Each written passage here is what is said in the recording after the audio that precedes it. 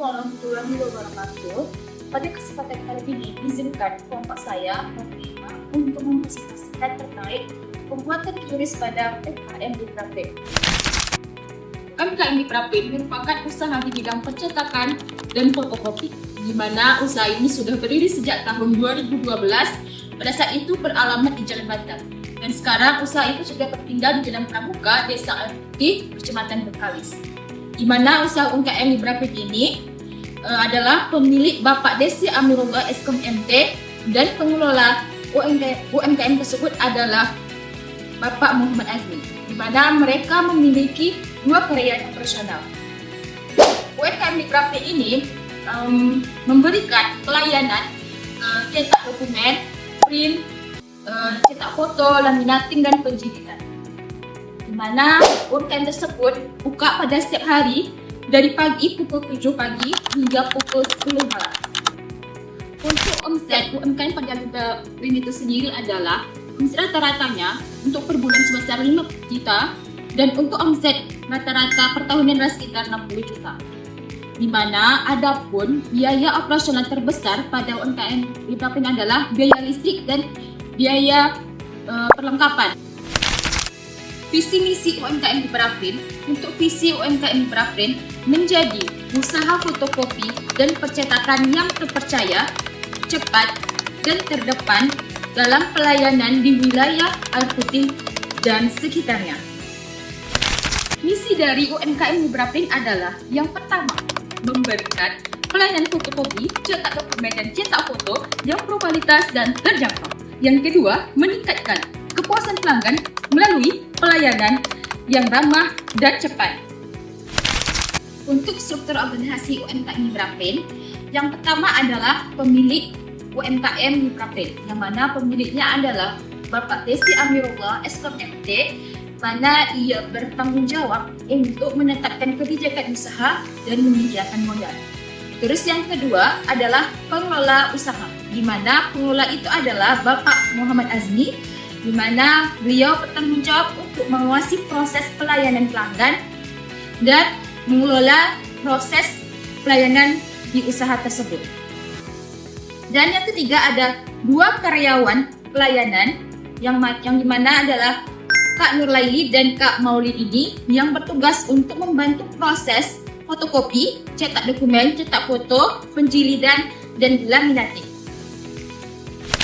Terkait ruang lingkup usaha di Prapin, sebagai usaha yang bergerak pada bidang percetakan, Prapin menyediakan berbagai pelayanan seperti jasa fotokopi, cetak print, cetak dokumen, laminasi, penjilitan, serta berbagai pelayanan digital dan administrasi yang memenuhi kebutuhan masyarakat. Selain itu, ada beberapa data dan dokumen yang dihasilkan maupun yang diolah pada saat PBL sebagai administrasi dan dokumentasi, mulai dari profil UMKM, dokumentasi persyaratan pendaftaran QRIS, dokumen merchant QRIS, hingga penyusunan laporan akhir kegiatan. Tadi di tempat fotokopi, orang itu pembayaran nggak pakai uang tunai ya? Kenapa ya? Oh, itu pembayaran melalui QRIS. QRIS? Apa itu QRIS? Serius kamu tidak tahu QRIS? Nggak tahu. Ya udah, ayo aku jelasin ini. QRIS merupakan pembayaran digital nasional yang ditetapkan oleh Bank Indonesia. Dengan satu QR, pelanggan dapat membayarkan melalui aplikasi perbankan maupun dompet digital. Penerapan QRIS dapat memberikan kemudahan transaksi sekaligus mendukung transformasi digital khususnya pada UMKM. Sebelum PBL ini dilaksanakan, seluruh transaksi yang ada di UMKM di Prapin masih dilakukan secara tunai atau belum menggunakan QRIS.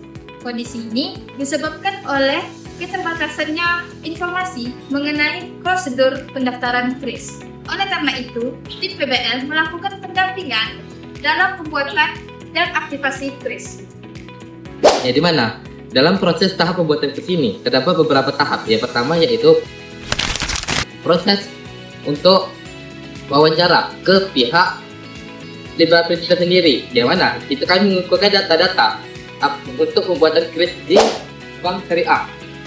Jadi mana dalam pembuatan QRIS di bank syariah ini mempunyai beberapa proses atau persyaratan, yaitu di mana itu kami membutuhkan KTP, buku bank, dan NIB atau bisa atau singkatan dari nomor induk berusaha. Jadi mana proses pembuatan QRIS ini tadi juga mempunyai tahapan juga, ya di mana kami mengumpulkan data-data yang telah saya sebutkan tadi, itu saya bawa ke bank syariah untuk diinput datanya.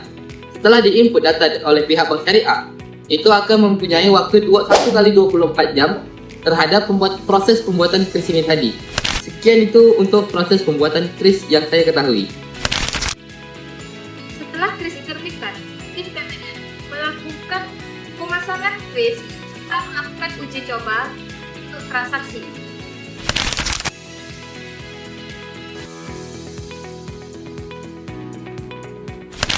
Mekanisme pembayaran menggunakan QRIS dimulai ketika pelanggan membeli jasa digital seperti fotokopi, cetak foto atau cetak dokumen.